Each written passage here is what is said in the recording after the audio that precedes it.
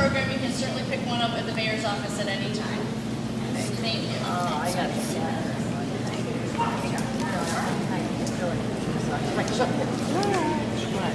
Hello.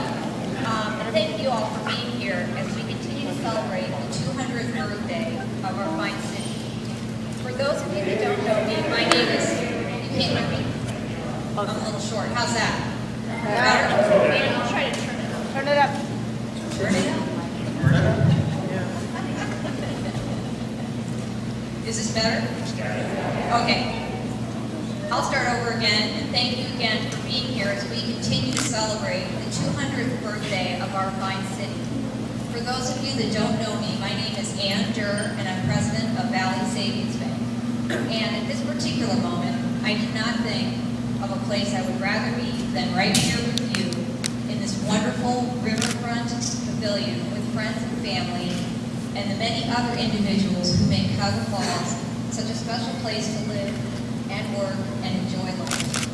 Valley Savings Bank is proud to play a sponsoring role in helping Cuyahoga Falls celebrate its big birthday. Congratulations to Mayor Robart and his leadership team. As the second oldest business in the community, we too will soon be observing a big birthday.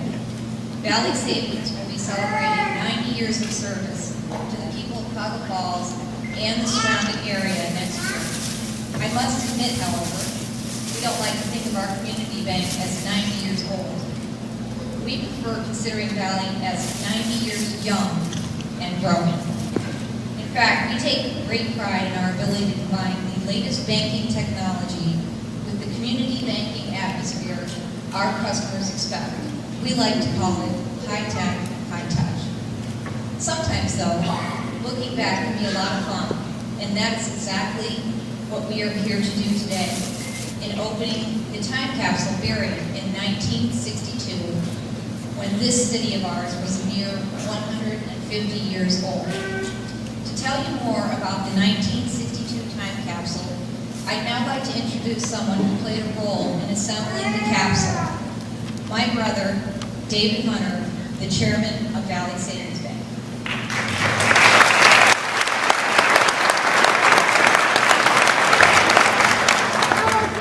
Thanks, Ann, for those kind comments. And I'm very appreciative to have this opportunity to share a few words on this special occasion.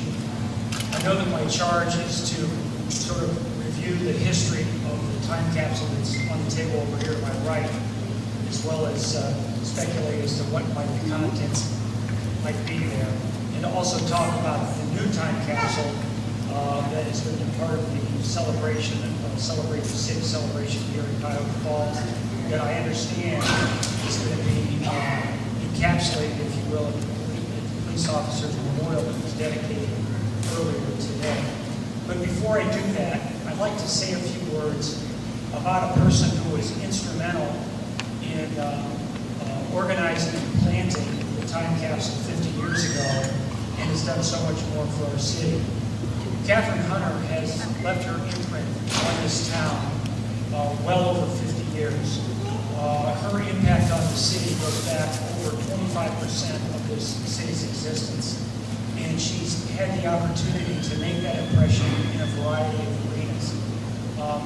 In the business arena, she, 50 years ago, when that first time capsule that's up here on the table will be opened, when it was planted, Catherine was editor of the Falls News and Hudson Times, and she moved on from there and played pivotal roles in First Avenue Corporation, which was a mortgage banking operation, which, although it was headquartered in Akron, provided a significant amount of mortgage financing to Cuyahoga Falls residents for homes right here in our city.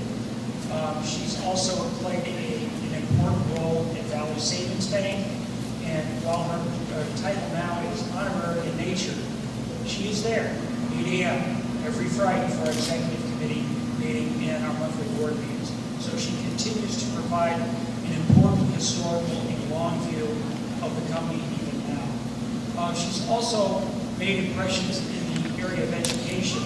Back in the 60s, after she obtained her master's degree at the University of Akron, she worked with others at the university to create a new course that was to be offered and calculated to instruct and inspire women of the emerging opportunities for women in our culture. It was called Plan for the Second Half of Your Life. And while it seems out of step for us now in the 21st century, where we've made great strides forward to increase the opportunities for women, that program back in the 60s was truly groundbreaking in nature. If you look back now and you wonder why it created such a stir, but it really was a pioneer effort. Catherine has also made an impact in the civic and community arena, both in the arts, being involved in African Symphony, the Ohio Ballet, and also the educational front, where she has served with other things as a trustee at Ohio Wesleyan University and at the University of Akron. Her lifetime contributions in the civic arena enabled her to receive the Holstein Award 2 years ago, which is a recognition for an individual who's made a lifetime of community contributions in our region.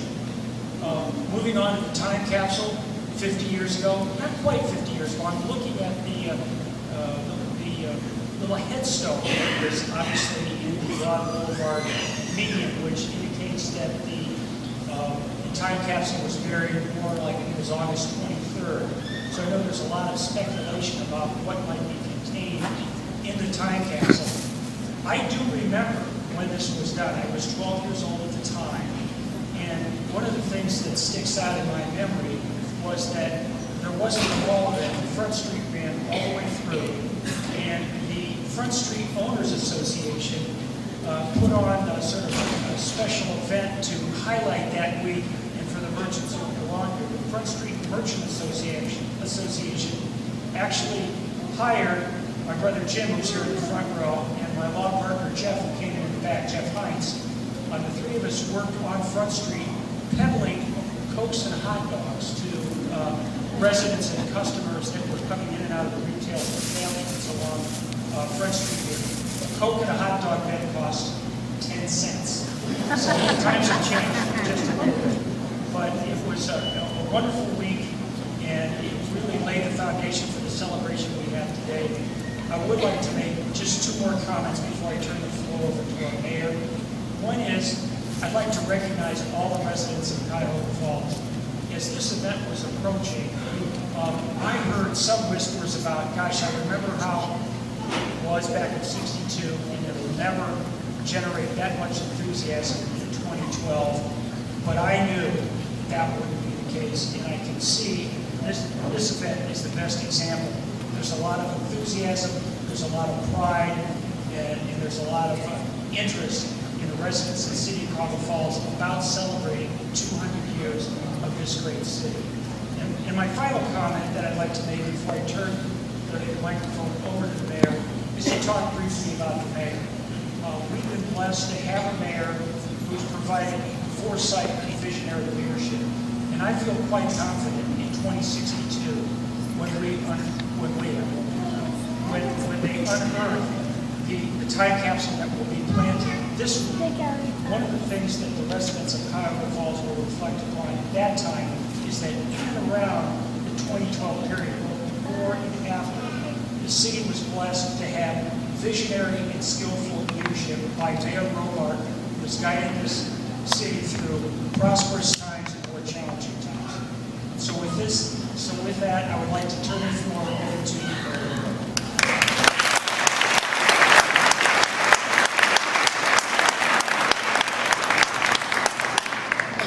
And thank you all for coming out today. As David alluded to, the turnout today far exceeds anything that we expected.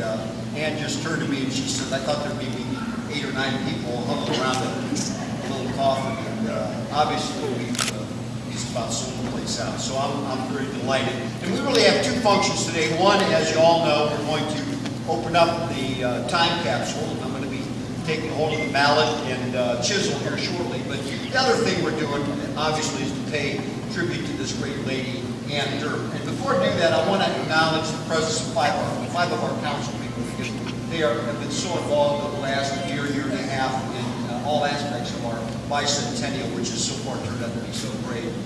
weather's blessed us, and activities have blessed us. I hope you all partake in all of them. First of all, we have Ward 1 Councilman Vince Rubino. Stand up and take a bow.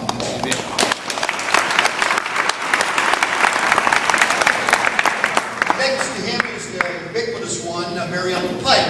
Mary Ellen? We showed something the other day, and I started to call around to the hospital, so I figured it must be something wrong with her. She shows up there. Fifth Ward Council Lady and former Council President Diana Calavecchio.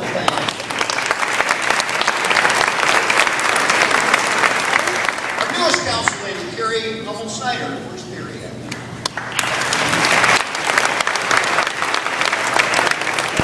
Big one, our at-large Councilman, Jeff Iula.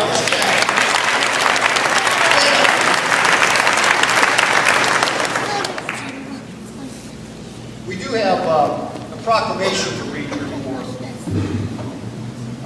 Catherine. Before I get into that, I just want to kind of emphasize what Dave said, because, you know, there are lifters and leaders in life. There are people that do things, there are people that sit back and wait for others to do it, and we have been blessed with Catherine to constantly rise to the forefront.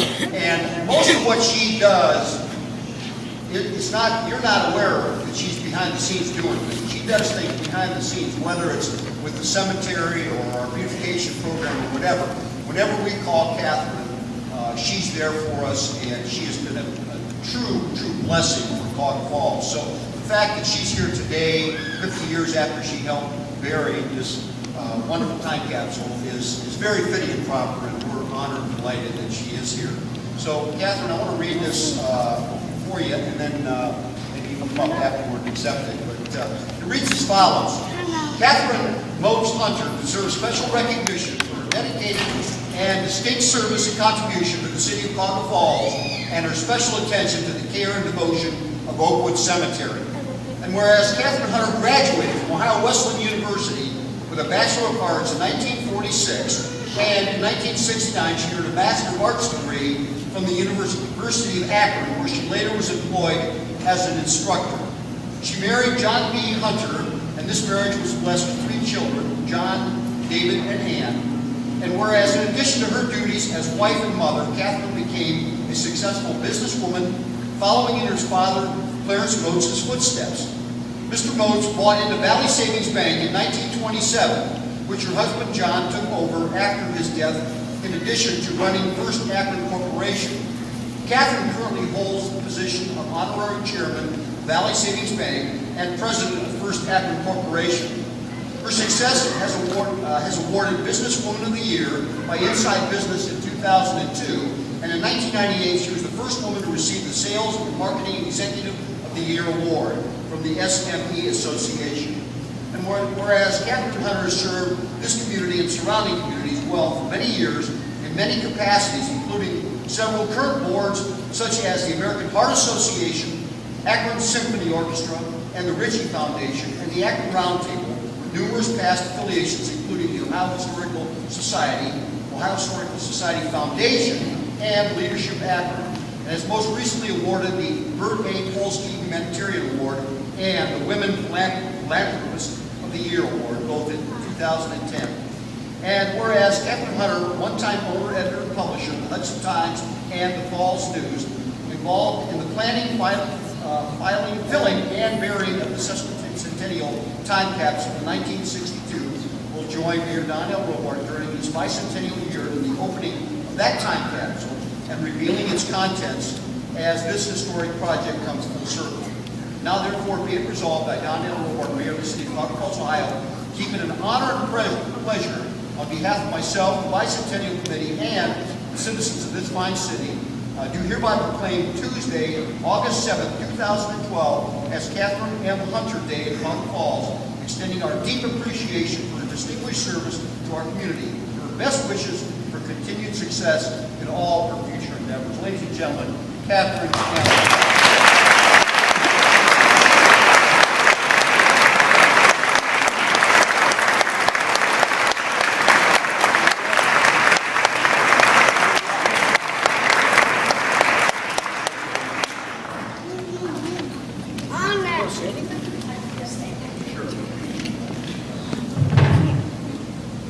all so much for being here, and thank you, John, for your wonderful proclamation. And I'm overwhelmed to be surrounded by my family, friends, my colleagues at Valley Savings, and all of you. I'm glad I didn't speak when I listened to that description. OLDE is all I can think of. Thank you very much.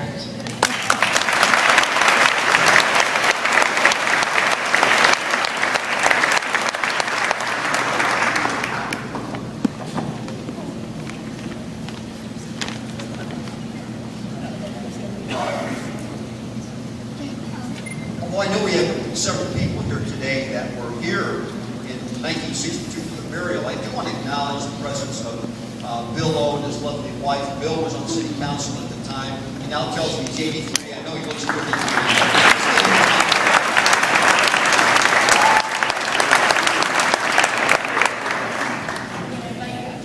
Catherine, come on up. We're going to work hard. Where's he? Here.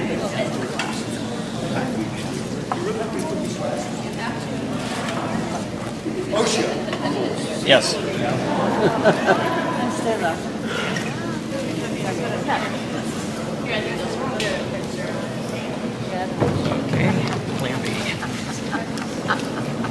I think you just started it more. We like that picture. It's my best side.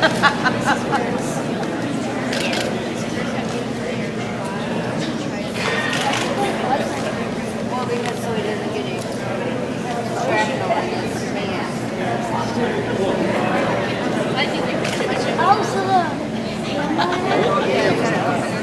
I'm gonna stand there. Let's see that again, Mr. Mayor. Can we see the hammer up again? He wants the hammer up again. Thanks, sir. Yeah, I can make my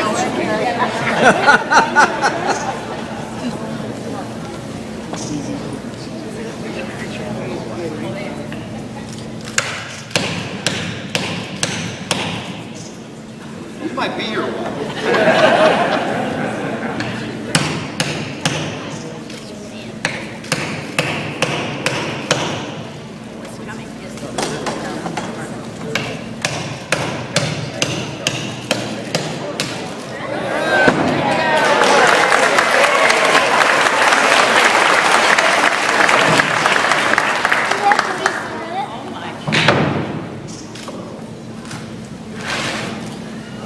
This might not be a pretty sight.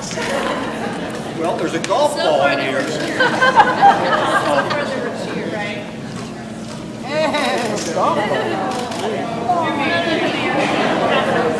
Well, it's all in a bag. Oh, golf ball?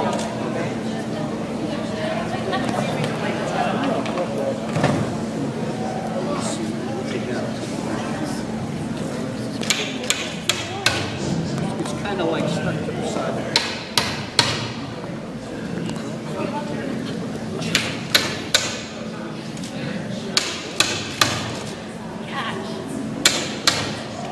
Maybe they want to leave it next time. Yes, the time. Should we try to roll? It's stuck in there really good. What about Harrison? We don't want to break something.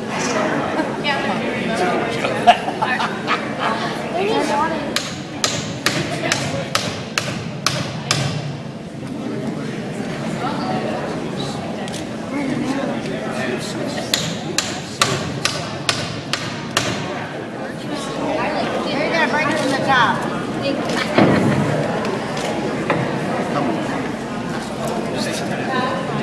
Oh, I see it. Oh, don't close. I see it.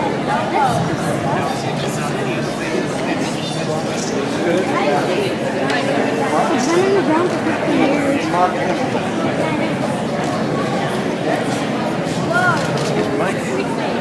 And the man.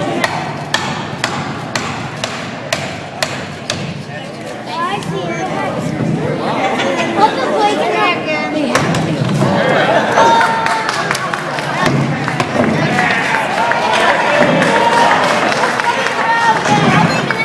It's called the arm squat.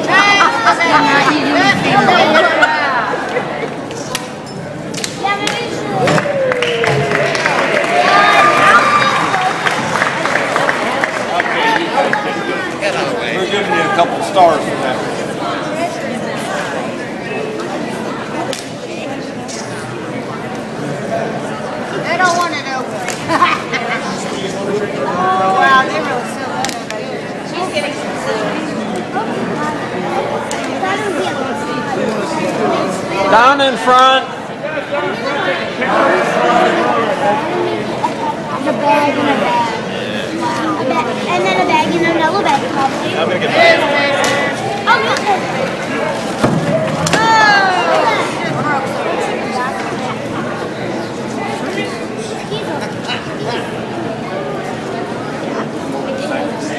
No, I think that was part of the newspaper.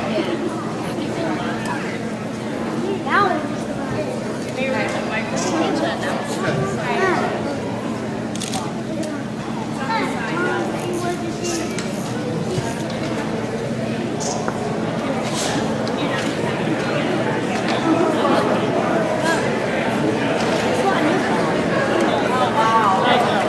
The first thing we've uncovered are articles from the Falls News, the life of the local suburban scene, dated Thursday, August 23rd, 1962. And the headline, all part of PO history, Falls News time capsule burial today at 1 p.m.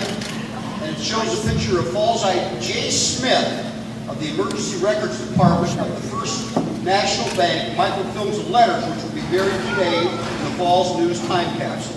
So that's the headline on the first article. The second one is dated August 28th. And I thought it was buried on the 25th.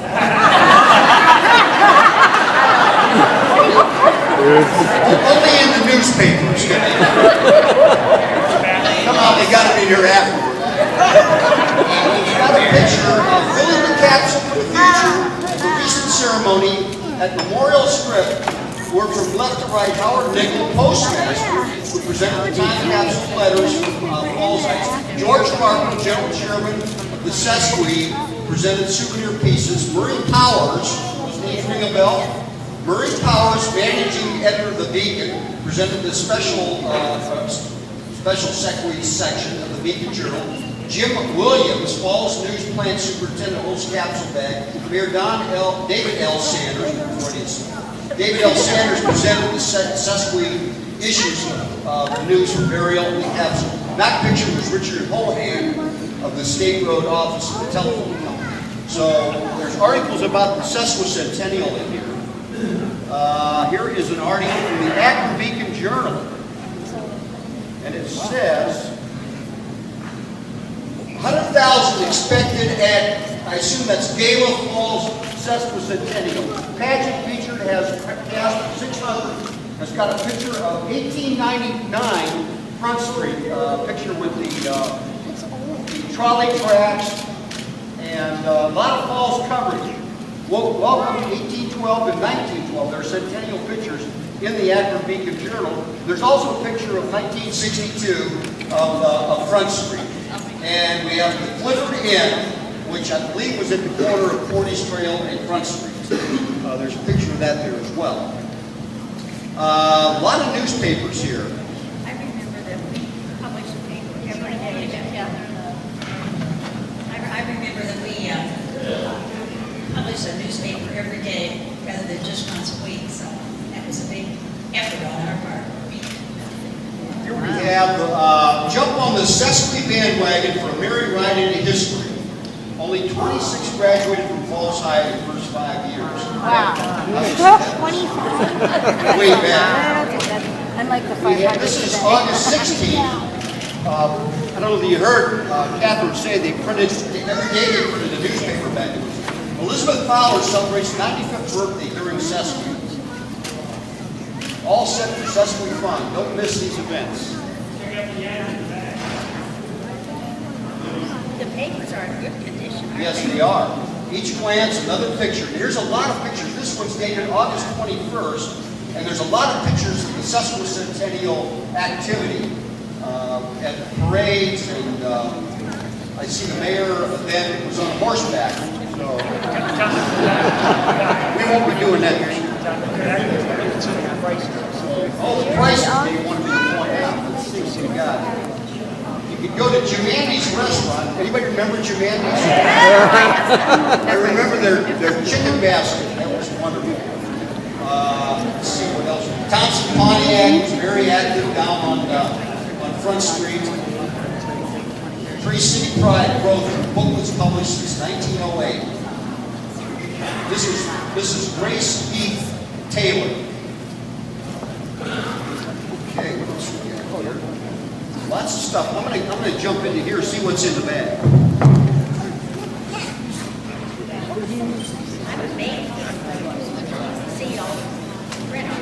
Oh yeah. We have a proclamation. Imagine that. We have a proclamation for the people of Cuyahoga Falls. Whereas the city of Cuyahoga Falls will soon take on the aspect and spirit of festivity in the Greater Cuyahoga Falls Sesquicentennial celebration, forthcoming on August 18th to the 25th. So theirs was a little later in the year, which will be evidenced by the display of flags, banners, bunting, and patriotic decorations of every description. I hereby proclaim that each and every person, both male and female, from head size 4 to head size 8, can you imagine that's how they calculate it? In cranial measurements, begin on the date of July 28th to wear the official sesquicentennial headgear. This mandate shall apply to bearded, barefaced, and bald men, and likewise to all the ladies, and to the younger men and belles in our domain and the surrounding outposts. These high hats, derbies, and bonnets are to be worn in memory of our pioneer forefathers of 150 years past. It is intended to be these hats, derbies, and bonnets shall create a truly pre-bellum atmosphere for the coming festivity. Those who fail to appear in such official headgear, except members of the clergy or the military uniform, either when riding in their carriages, surreys, or buckboards on the highways or lanes, or when strolling in the park or other flagstone portions of the marketplaces, except it be for assembly at the meeting houses on the Sabbath, shall undoubtedly be liable to apprehension and most probably be incarcerated in the confines of the stockade, there to suffer the pangs of humiliation and be exposed to condemnation on the part of the horrified multitude. Now therefore, I hereby appoint the good wives and the maidens known as the Sesquibelles and the cooperating merchants to dispense these official sesquicentennial hats, bonnets to sundry and all villagers and the rural gentry for the small established price, and that monies be turned over to the funds to support our sesquicentennial celebration. And I am here to set my hand and cause the seal of the city of Cuyahoga Falls, Ohio, to be affixed this 25th day of July, the year of the Sesquicentennial, 1962, signed by Mayor David L. Sanders. So I will pass that over to our banners. Oh yes. Yeah, this we believe to be the micro film that they thought we could be able to transfer, but as you can see, it is not in good shape. There's more microfiche, but it did not survive 50 years as well as Bill Lowe has. We'll open it.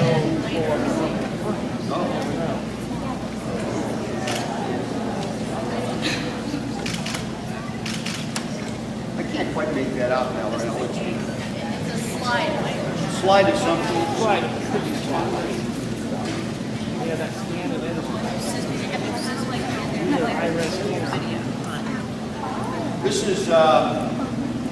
This was the published manual that would appear. I think these were put out every other year by the city. It showed all the places of worship, all the city officials, the council, the various, and I think we still do that today. Here is.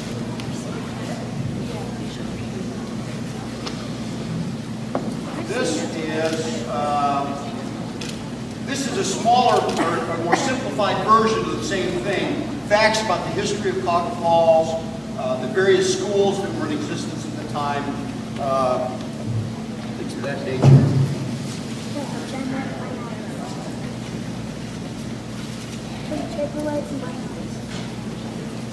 Here we have Cuyahoga Falls Jubilee area bells.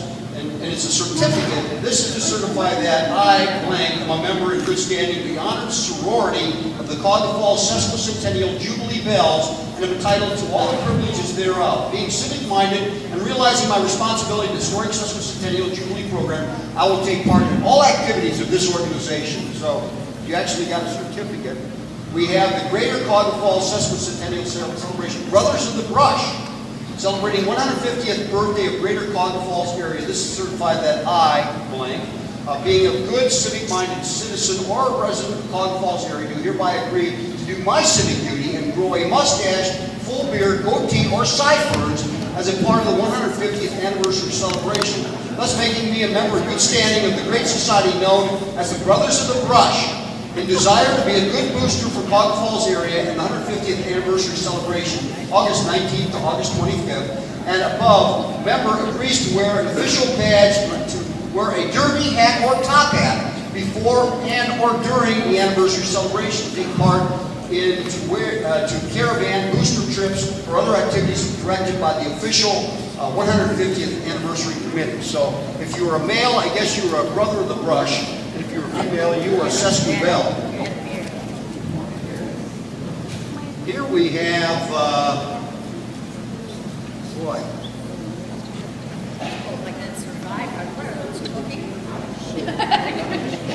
There's, you know, I don't know what this is. It's attached to the front of a letter. I don't think it meant. I don't know. I probably should have left it on there. But, let me read it. Oh, you know what, Mayor? It's a button. There's a button. It's a button that says Brothers of the Brush. Oh, brother. Oh, okay. I can't read all of this, but I can tell you some of the people that were on the executive committee of the Greater Cuyahoga Falls Sesquicentennial Celebration. David Sanders was the mayor. Ellen R. Wolf. Doesn't say, but I think he may have been the council president at the time. George Carper signed it. Sam Waters, Dwayne Scott, whose family is over here right now. Let's give Dwayne Scott's family a big round of applause.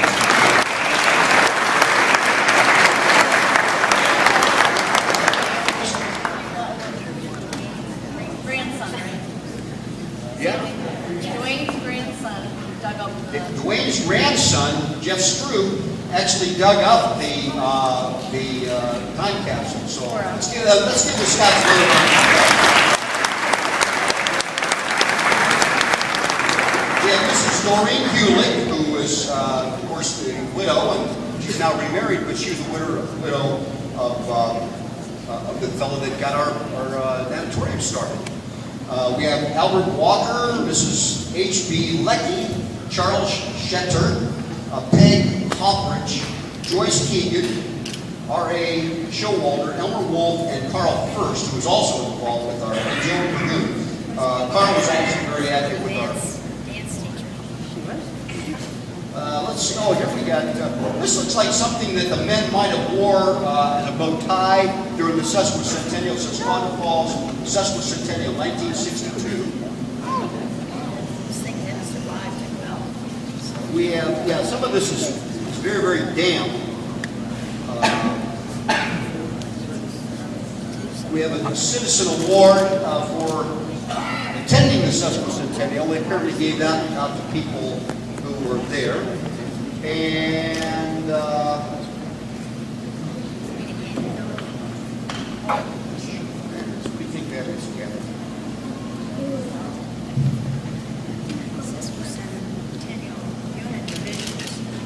Like something from the military.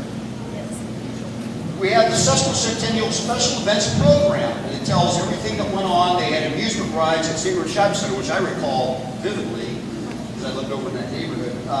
We had at 8 p.m. the second United States Army Band concert at Friday noon. And Saturday we had Civil War displays. Square dancing was big back then. We had disc jockey performing on midnight that night. And we also had the music rides at State Road Shopping Center. We had Sunday was our Religious Heritage Day. And they had observances at various churches. And we'll have that again this Sunday at our, down here at 2 o'clock. So that's very similar. We had a jazz concert at Newberry School Park, which I also recall. Monday was Business and Industry Day. Tuesday was Groups and Organization Day. Wednesday was Public Employees Day. Thursday was a Salute to Our Future Day. Friday was Youth and Family Day. It looks like it wrapped up on Saturday, August 25th with Pioneer Day. And they had a potluck picnic and various displays, a canoe portaging contest, and lots of good things. We couldn't have looked at that ahead of time. We'd have given us some hints what to do this year. We have a souvenir tour guide of the Cuyahoga Falls historical tours, and that's very similar to what we had this past Saturday.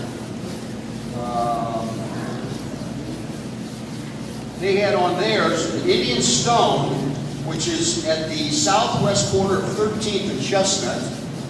They had the High Bridge Glens Park, which of course looked very different then, but it was on the Prospect Street Bridge. Newberry House, the island in the middle of Broad Boulevard. East School, which is on Germain Street between Cook and Myrtle. The courthouse site, Park at Vaughn's Engineering. Township marker at St. Luke's Lutheran Church. The Lyceum at behind St. John's. And Clifford Inn, which shows where the Clifford Inn was. Some other things. Let's see what we got here. You have a peddler's permit. You had to buy a peddler's permit, I guess, back during the Sesquicentennial for $1. And I'm not sure what they were peddling, but okay, let's see what's yeah. That's, I think, the telephone. It's like telephone books. Why would they have put that? Oh, to So the name.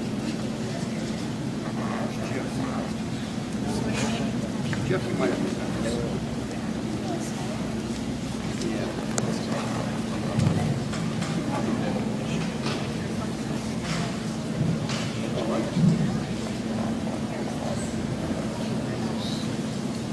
Oh, these are the wooden, I know a lot of you guys still have these wooden nickels that they give out. And I think you can redeem them down on Front Street for various things. I think I have these in my office. It's a better treat than that one. Oh, you have to ask him. He says he's got my hat son in his office.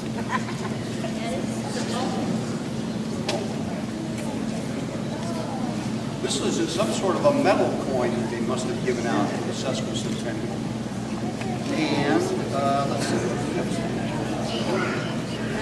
This is a small card that they printed all the Sesquicentennial schedule on for you, so you knew what was going on all week long. And the final thing is an Akron telephone book from 1961. So if anybody wants to look up their name in there to see where they were living. And I think that's it, Valerie. Unless I missed something.